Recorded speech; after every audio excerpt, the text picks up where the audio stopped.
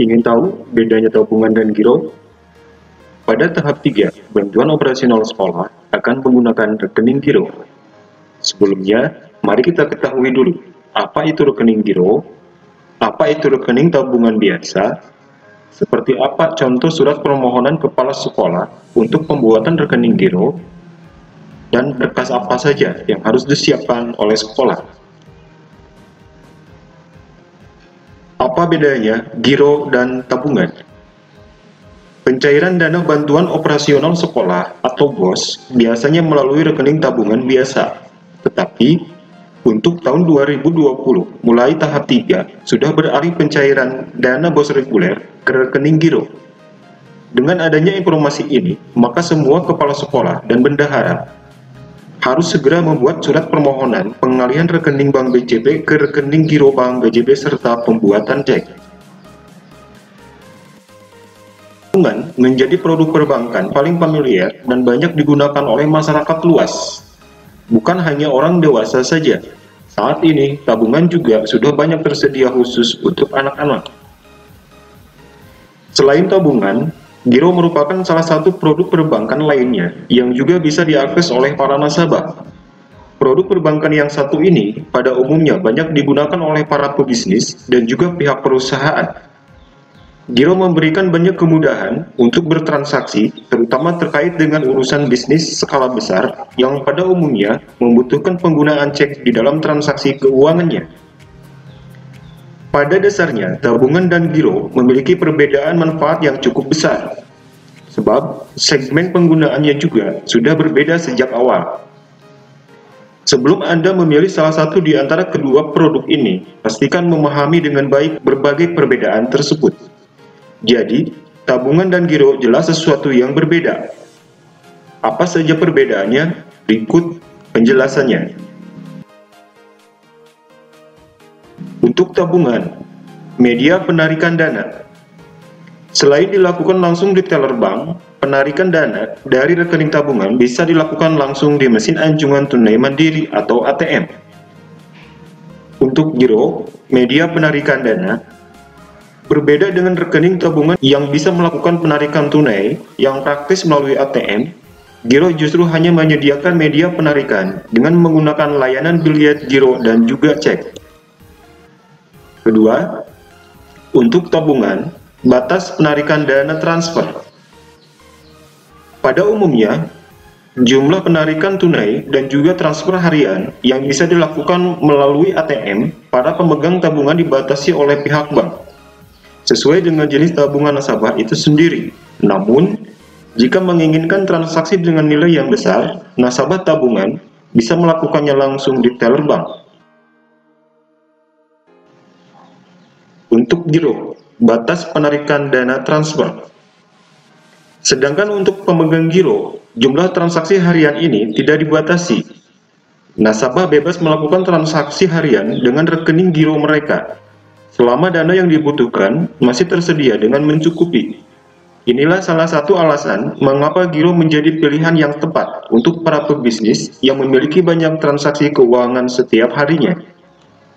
Ketiga, untuk tabungan. Efisiensi dalam bertransaksi. Tabungan memang lebih praktis dan cocok untuk perorangan, di mana berbagai transaksi bisa dilakukan dengan mudah dan cepat. Namun hal ini tentu tidak bisa dijadikan tolak ukur, sebab masing-masing orang akan memiliki pandangan dan kebutuhan tersendiri terhadap layanan perbankan ini. Jadi, tabungan juga bisa saja untuk perusahaan. Untuk giro, efisiensi dalam bertransaksi. Pada dasarnya, tabungan dan juga giro sama-sama bisa digunakan oleh perseorangan maupun perusahaan. Namun, di dalam praktiknya, giro memang lebih cocok untuk perusahaan, sebab sistem transaksi yang diterapkan di dalam giro dan prosedur penarikannya memang tidak terbilang praktis untuk perorangan. Keempat, untuk tabungan, laporan bulanan. Guna melihat riwayat transaksi atau laporan bulanan, pemegang rekening tabungan bisa menggunakan layanan internet banking atau mobile banking yang praktis. Namun jika terbiasa mendatangi bank, maka nasabah juga bisa meminta langsung pihak bank untuk mencetak buku tabungan. sehingga berbagai transaksi yang dilakukan bisa terlihat dengan jelas. Untuk giro, laporan bulanan. Bagi pemegang giro, bisa melihat berbagai transaksi keuangannya dalam sebulan penuh secara detail, sebab pihak bank akan mencetak dan mengirimkannya langsung ke alamat nasabah yang bersangkutan. Hal ini tentu akan sangat membantu, di mana para nasabah tidak lagi perlu mendatangi bank untuk urusan yang satu ini. Berikut bentuk tabungan, ATM, giro, dan cek. Saya contohkan salah satu bank yang selama menjadi penyalur dana BOS, yaitu Bank BJB. Pertama, tabungan, ATM, giro, buku cek. Giro dan tabungan memiliki manfaat yang berbeda, sehingga keduanya menawarkan tingkat kenyamanan yang juga berbeda.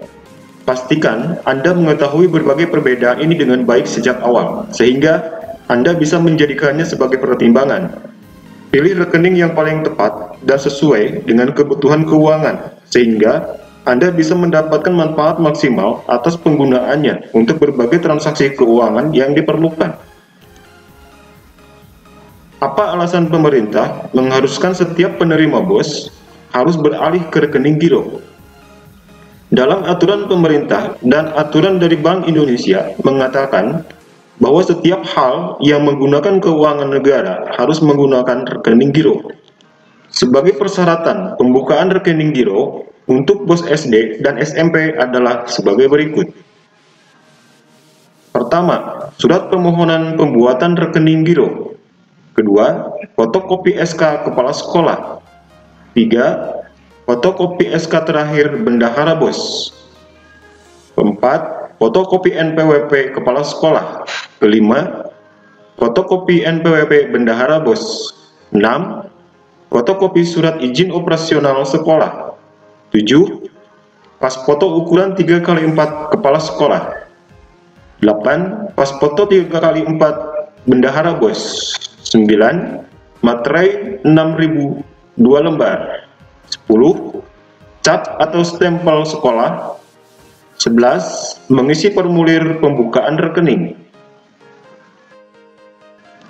Sebelum membuat rekening giro, ingat perhatikan hal-hal berikut ini. Pertama, rekening giro diberlakukan untuk penyaluran BOS tahap ketiga atau 30% tahap terakhir. Kedua, update rekening giro jangan melebihi cut-off, yaitu 31 Agustus 2020. Ketiga, sekarang tahap pengumpulan persyaratan yang ditentukan oleh BJB. 4. Penyerahan berkas secara kolektif oleh tim Korwil sesuai protokol COVID-19. 5. Tempat pembukaan rekening giro sesuai dengan mapping dari Bank BJB. 6. Bagi sekolah yang di PLT-kan, SK cukup dengan SP PLT. 7. Tidak perlu terburu-buru, sebab update nomor rekening giro bisa di bulan Juni atau di bulan Juli sambil menunggu SK kepala sekolah terbaru, promosi atau rotasi. 8. Berlaku bagi sekolah negeri atau swasta. 9. Izin operasional khusus swasta untuk negeri menggunakan SK perubahan nama sekolah dari gubernur atau bupati. 10. Pencairan BOS tahap kedua menggunakan rekening tabungan yang digunakan pada tahap ke-1. Bagi yang membutuhkan contoh surat permohonan pembuatan rekening giro, silahkan subscribe dulu dan tinggalkan email di kolom komentar. Insya Allah nanti saya kirim. Jangan lupa like, share, dan subscribe.